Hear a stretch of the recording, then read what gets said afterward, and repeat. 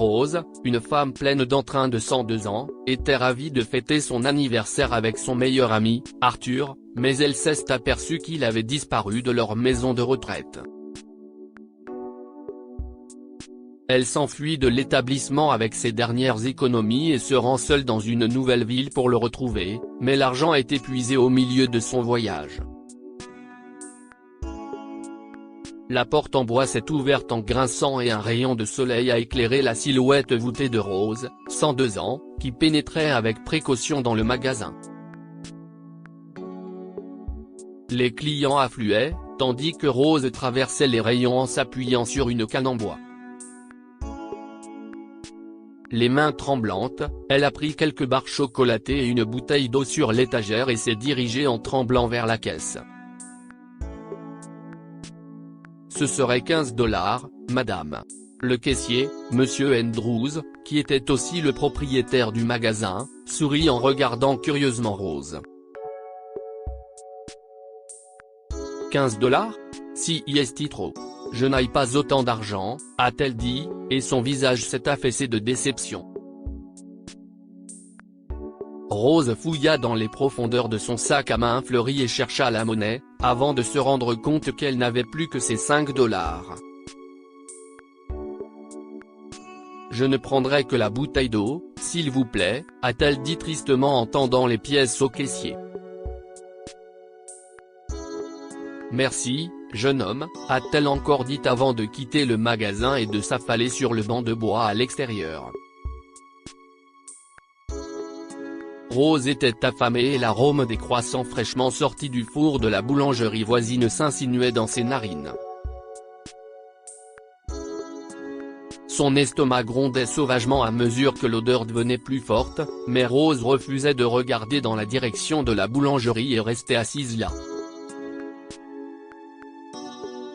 Il était 5h30 dans la soirée enneigée lorsque Monsieur Andrews est sorti du magasin en se frottant les paumes, prêt à en finir avec la journée.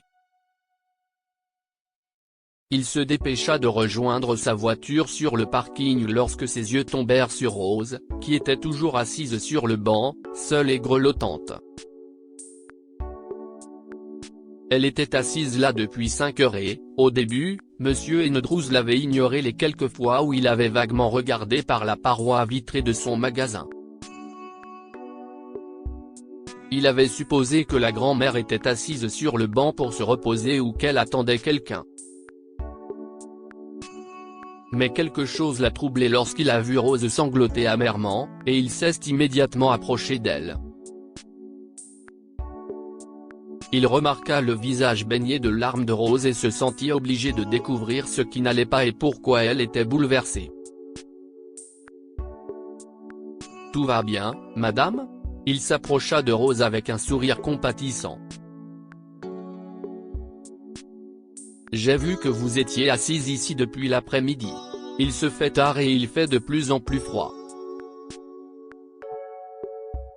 Vous attendez quelqu'un ? Y a-t-il quelque chose que je puisse faire pour vous aider ?» Rose a levé les yeux vers elle. Andrews, les yeux rouges et gonflés d'avoir pleuré. Un gros soupir s'est échappé de ses lèvres, elle a regardé autour d'elle et s'est rendue compte qu'elle était toujours bloquée dans la nouvelle ville. Les larmes ne cessèrent de couler de ses yeux, ce qui inquiéta encore plus M. Andrews. Madame ? Est-ce que vous allez bien ? Pouvez-vous me dire pourquoi vous pleurez ? Demanda-t-il, le ton lourd d'inquiétude, alors qu'il s'asseyait à côté de Rose. La grand-mère chassa ses larmes d'un revers de main et renifla. « J'ai vécu des guerres. J'ai vu le monde changer sous mes yeux. Mais maintenant, à 102 ans, je vais retrouver mon bien-aimé. » Commença-t-elle. Un silence pesant s'installa sur Monsieur Andrews qui écoutait attentivement. « Seulement si je pouvais remonter le temps et ne jamais les laisser l'emmener. » Rose serra les mains en racontant l'incident fatidique qui a bouleversé son monde il y a 2 jours. C'était un agréable mardi après-midi. Rose était pleine d'enthousiasme lorsqu'elle est entrée dans la maison de retraite avec ses tulipes blanches préférées et le gâteau de son 102e anniversaire, ses lèvres n'appelant qu'un seul nom, Arthur. Arthur. Où es-tu? J'ai les fleurs et le gâteau. J'ai hâte de souffler la bougie et de faire un vœu, s'exclama Rose. Elle s'est inquiétée de ne pas voir son meilleur ami, Arthur, 96 ans, l'attendre à sa place habituelle, le banc en bois du patio qui donnait sur la porte principale. Chaque fois que Rose revenait de l'hôpital local après avoir fait ses analyses de sang, Arthur courait vers elle avec des lys fraîchement cueillis à la main, en lui faisant des signes de la main comme un petit garçon. Il le faisait presque tous les jours. Mais cet après-midi-là, Arthur n'était pas là, et le banc était étrangement vide, si bien que Rose sut que quelque chose n'allait pas. Son cœur battait la chamade lorsqu'elle cherchait son ami partout dans le jardin.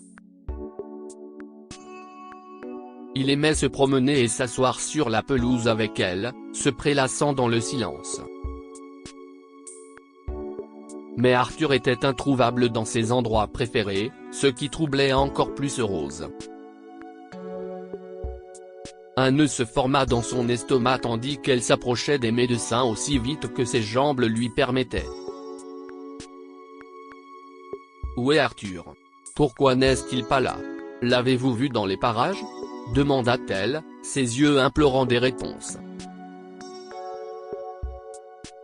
Oh, ma chère, mademoiselle Rose. Vous ne saviez pas? A dit l'un des médecins d'un ton compatissant. Une famille est venue le chercher il y a quelques heures, pendant que vous étiez à l'hôpital. Ils ont emmené Arthur avec eux. Mademoiselle Rose. Arthur n'est plus répertorié comme patient ici, a répondu le médecin. Nous savons que c'est bouleversant. Mais Arthur est maintenant sous la responsabilité de sa famille. Il ne reviendra pas. Le sol semblait trembler sous ses pieds tandis qu'une vague de chagrin submergeait Rose. Comment ont-ils pu lui enlever son meilleur ami alors qu'il était tout ce qu'elle avait? Où était sa famille pendant ces longues années d'agonie où il luttait contre la maladie et la solitude, sans personne d'autre que Rose pour lui tenir la main ou lui murmurer des mots gentils? Rose voulait pleurer seule et s'est empressée d'aller dans sa chambre, où elle passait le plus clair de son temps avec son cher Arthur. Chaque pas lui semblait lourd, et chaque coin de rue lui rappelait son meilleur ami et son rire contagieux. La solitude et le silence envahissaient Rose de toutes parts, et elle sentit son cœur se briser. Le parfum des lys fraîchement cueillis qu'Arthur avait laissé pour la dernière fois dans le vase persistait dans l'air. À côté du vase, un vieux disque jouait sans cesse Just the Two of Us, leur mélodie préférée qu'il écoutait tous les jours. Les larmes montaient aux yeux de Rose tandis qu'elle errait dans le labyrinthe de ses souvenirs. Elle effleurait avec précaution les lys blancs de ses doigts fragiles, regrettant toutes les fois où elle aurait pu avouer ses sentiments pour Arthur pendant qu'il était là. Rose est restée célibataire toute sa vie et a rencontré Arthur à la maison de retraite il y a plusieurs années. Ce qui n'était au départ qu'une amitié s'est rapidement transformé en un amour secret dans son cœur, bien que Rose n'ait jamais vraiment eu le courage de dire à Arthur à quel point elle l'aimait. Mais aujourd'hui, elle a l'impression que le monde entier s'écroule sans lui. Rose sanglotait amèrement, et lorsqu'elle s'approcha de la table pour prendre un mouchoir, elle remarqua un papier et un stylo rouge. C'était le stylo préféré d'Arthur, qu'elle lui avait offert pour son anniversaire l'été dernier, et le cœur de Rose palpita et sauta un battement lorsqu'elle souleva la note contenant un message écrit d'une main. Oh là là! Où est le reste de son adresse? Rose est troublée. En parcourant à nouveau le message, elle ne put s'empêcher de remarquer la délicate traînée de larmes qui maculait les derniers chiffres du numéro de la maison d'Arthur. Rose serra la note contre son cœur avec un mélange de désir et de détermination. L'écriture désordonnée sur le papier semblait refléter les sentiments d'Arthur pour elle. Rose n'était pas sûre qu'il ressentait la même chose qu'elle avait ressenti pour lui, mais elle savait que quelque chose d'inouï et de magnifique avait fleuri entre eux. On se retrouve de l'autre côté ? Ne retiens pas ton souffle. Qu'est-ce ce qu'il veut dire par là ? Murmura Rose.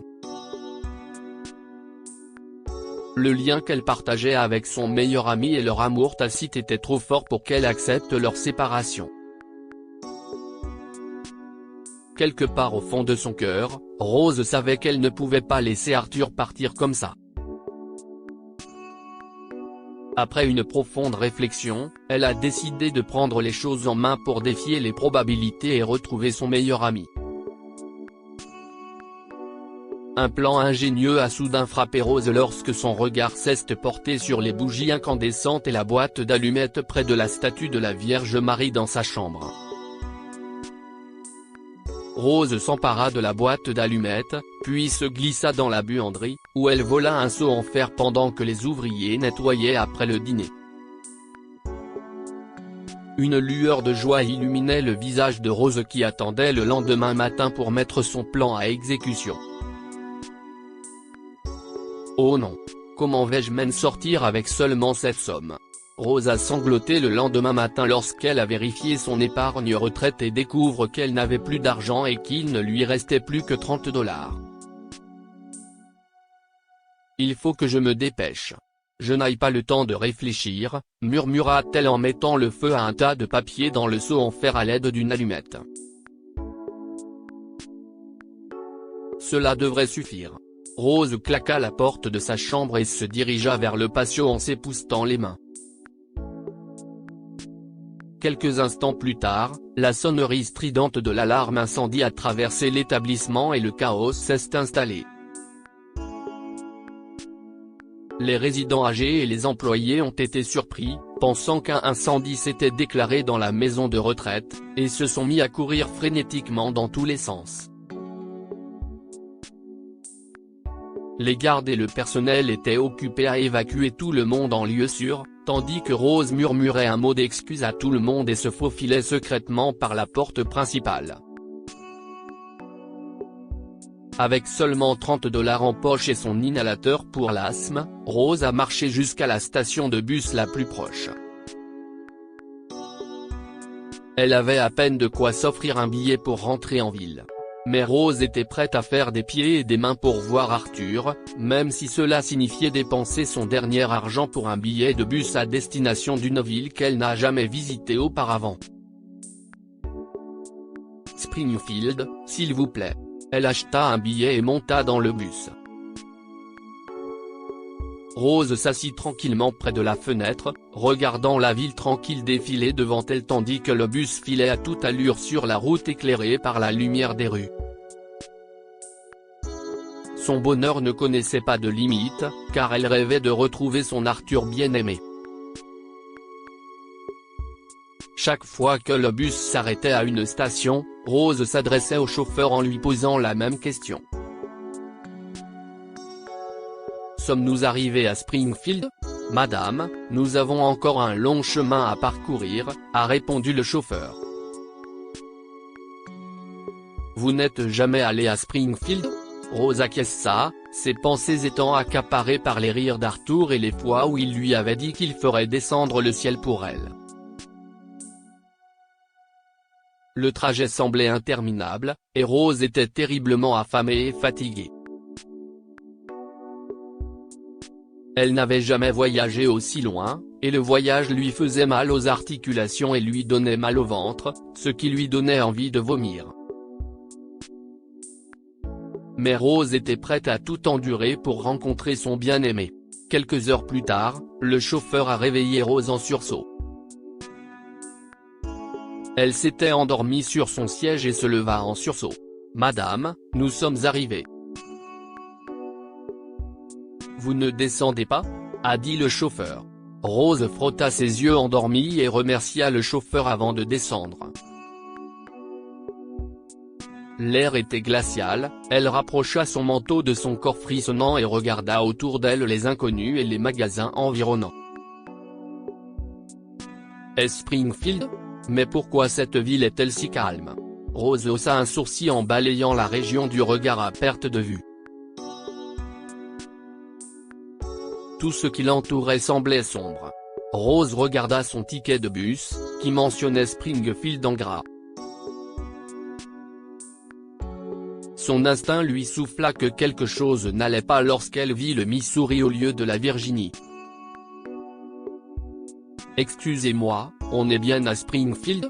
Pouvez-vous me dire comment me rendre à cette adresse ?» Rose s'adressa à l'un des chauffeurs de bus de la gare et lui montra l'adresse figurant sur la note d'Arthur. « Oui, CIST Springfield, Missouri. Mais attendez une minute, madame. On dirait qu'il y a une erreur. Le Springfield mentionné sur cette adresse se trouve en Virginie. Vous vous êtes trompé d'arrêt ou quelque chose comme ça ?» a répondu le chauffeur. La déception déferla sur Rose comme un raz de marée et l'angoisse se lisait sur son visage. Elle avait dépensé ses dernières économies pour un billet à destination de la mauvaise ville, et la seule pensée de cela la consumait. Oh là là! J'aurais dû vérifier le billet avant de monter dans le bus. Y a-t-il un moyen d'aller en Virginie à partir d'ici? Rose a levé les yeux vers le chauffeur et lui a demandé avec une lueur de désespoir. Mais ses espoirs ont été anéantis lorsque le chauffeur lui a dit qu'elle devait se rendre à Los Angeles si elle voulait prendre un bus pour la Virginie. Rose a été submergée par la déception. Elle avait à peine 5 $ dans son sac à main, et maintenant, elle devait aller jusqu'à Los Angeles pour se rendre en Virginie. Dans l'espoir que le chauffeur puisse l'aider, Rose a coupé court à la discussion intense qu'il avait avec son ami. « J'ai dépensé mon dernier argent dans un billet pour la mauvaise ville. Maudite vue et mon âge avancé, » a dit Rose nerveusement. « Je vous serais reconnaissant si vous pouviez m'offrir un trajet gratuit jusqu'à Los Angeles, jeune homme. J'ai 5 $, mais j'ai besoin de cet argent pour aller à Springfield. » Le chauffeur a éclaté d'un rire étourdissant. 5 $ pour un trajet jusqu'en Virginie. Eh bien, bonne chance, grand-mère. Et non. Nous n'offrons pas de trajet gratuit. La seule façon de vous emmener gratuitement à Los Angeles, CIST dans une ambulance, parce que l'hôpital le plus proche est là-bas. Et la morgue aussi. Le type et son ami se sont moqués de Rose et ont disparu dans la foule, vaquant à leurs occupations, laissant la pauvre femme bloquée au milieu de nulle part. Les mots de l'inconnu résonnaient dans ses oreilles. Rose se retourna et se dit, « Une ambulance pour un voyage gratuit? Pourquoi pas? Ça me donne une idée. » CIST la vieille dame. Elle a eu une attaque. Quelqu'un, appelez le 911. Le chaos s'installa dans la station de bus, les passants se pressaient autour de Rose, qui gisait sur le trottoir, les mains serrées sur sa poitrine. Elle avait mis en scène une crise cardiaque et se sentait coupable d'avoir fait une si mauvaise farce pour obtenir de l'aide. Mais Rose savait que c'était sa seule chance d'obtenir un voyage gratuit jusqu'à Los Angeles.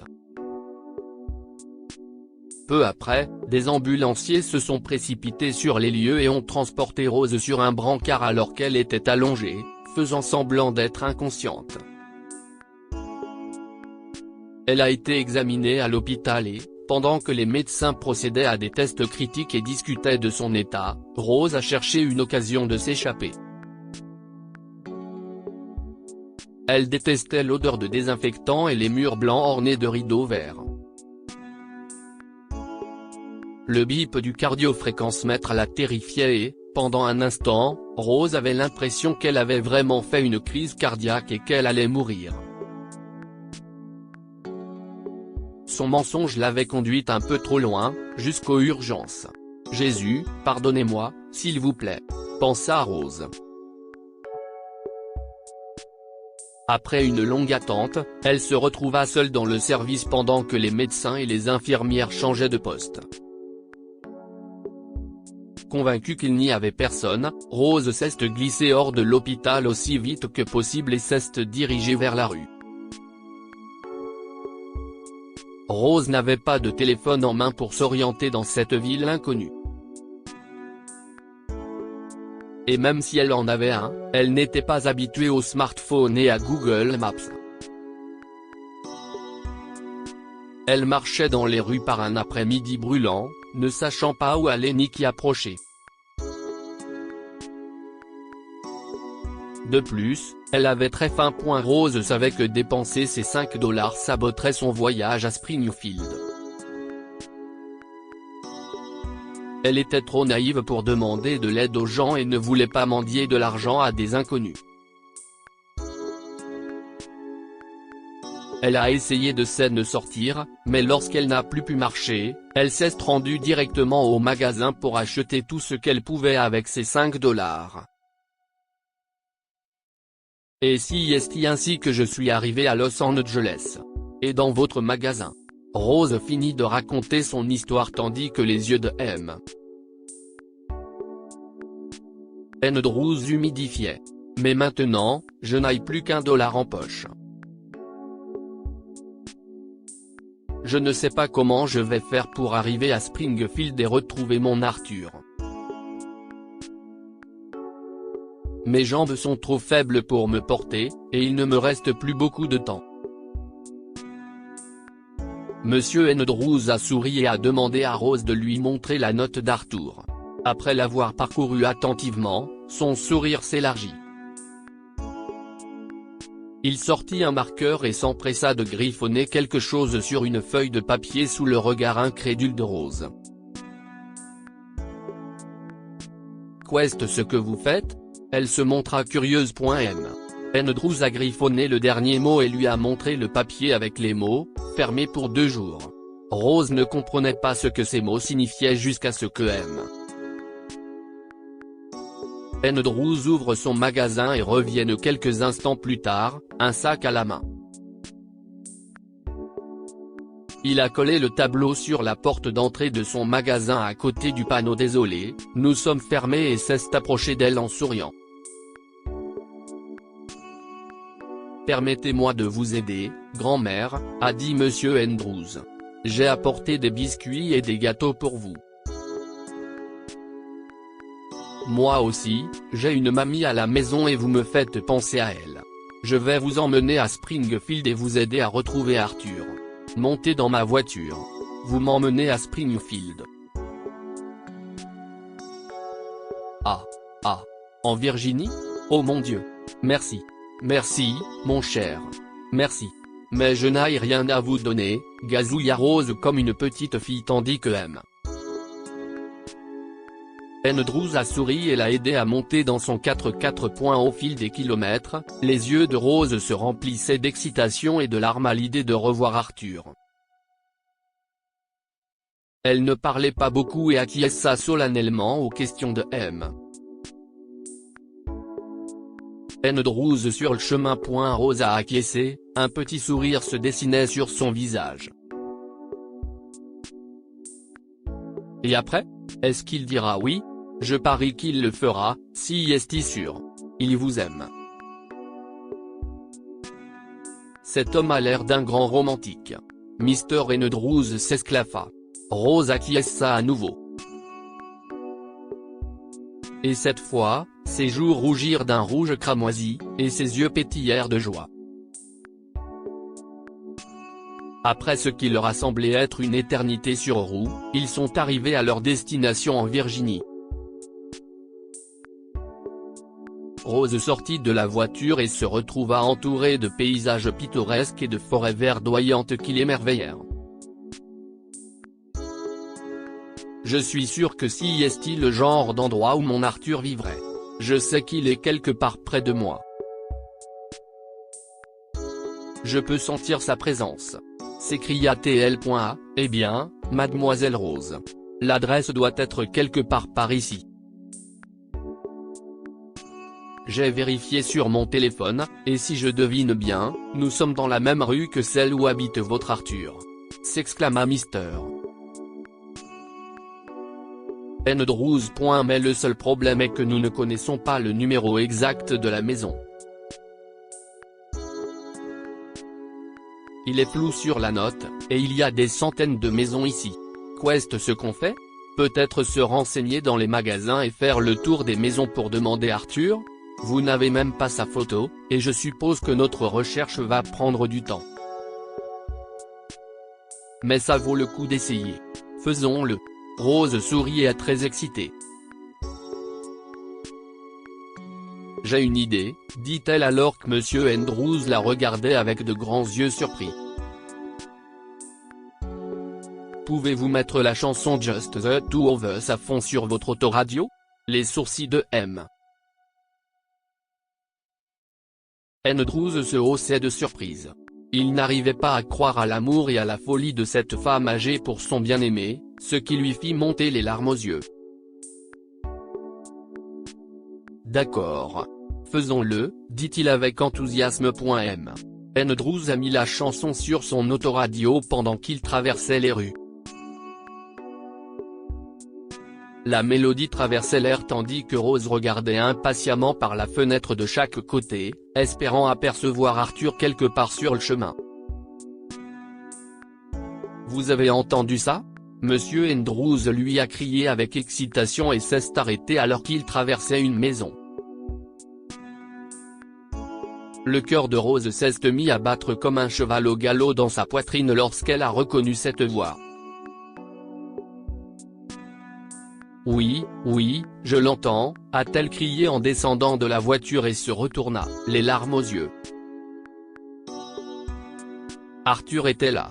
Il a couru vers elle, les bras grands ouverts, en criant un seul nom, Rose. M. Andrews a pleuré en voyant les deux amoureux se retrouver. Il a encore pleuré une semaine plus tard lorsqu'Arthur a passé l'alliance au doigt de Rose et l'a embrassée lors de leur mariage sur le thème de la plage. M. Andrews était le garçon d'honneur et si est avec plaisir qu'il a conduit Rose à l'hôtel. Rose et Arthur, jeunes mariés, savaient qu'il ne leur restait que peu de temps à vivre. Cependant, ils se sont promis que, quoi qu'il arrive, ils s'aimeraient de plus en plus jusqu'à leur dernier souffle et qu'ils vivraient chaque seconde de leur vie heureux jusqu'à la fin de leur jour. Que pouvons-nous apprendre de cette histoire? Gardez espoir, même dans les moments les plus sombres, car une petite lueur suffit à éclairer le plus sombre des tunnels. Malgré son âge avancé et son dernier dollar, Rose n'a pas abandonné sa quête pour retrouver son bien-aimé Arthur et le réunir avec elle. Il ne faut jamais hésiter à donner un coup de main à quelqu'un, car un petit geste de gentillesse peut avoir un grand impact sur sa vie. Après avoir entendu l'histoire de Rose, Monsieur Andrews a tout fait pour la conduire à Springfield et l'aider à retrouver son meilleur ami et son amour, Arthur. Dites-nous ce que vous pensez de cette histoire et partagez-la avec vos amis. Elle pourrait les inspirer et illuminer leur journée.